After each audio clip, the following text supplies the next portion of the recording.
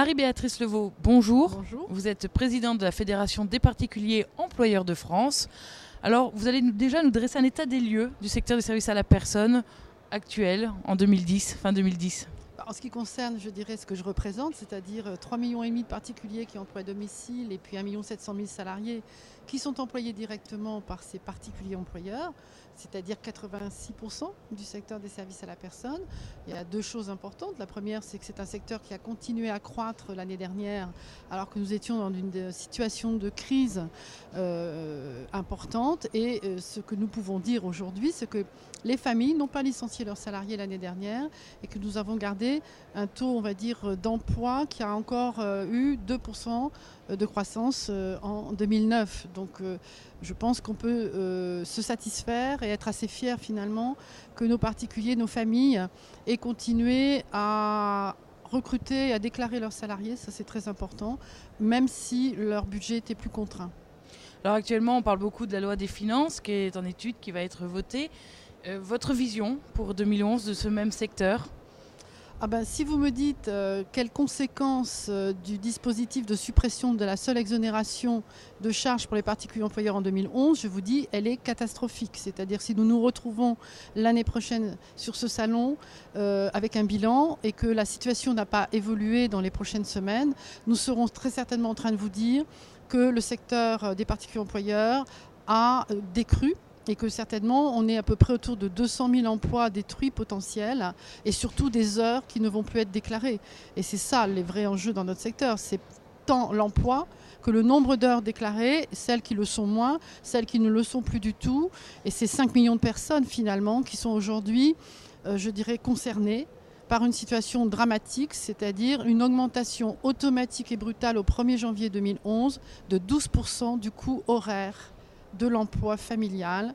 Et c'est toute la classe moyenne dans sa grande diversité, les femmes qui travaillent, les jeunes parents qui ont des besoins, les personnes en situation de dépendance au domicile qui vont effectivement payer cette facture. Et je suis vraiment dramatiquement concernée, vous le savez.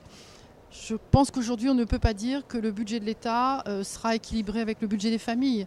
On va engager dans quelques semaines une réflexion sur le financement de la dépendance et on n'imagine pas qu'on va pouvoir répondre à ces enjeux de vieillissement de la population croissant sans s'appuyer sur les services à la personne, sur les emplois familiaux comme étant une variable importante de la qualité du reste chez soi.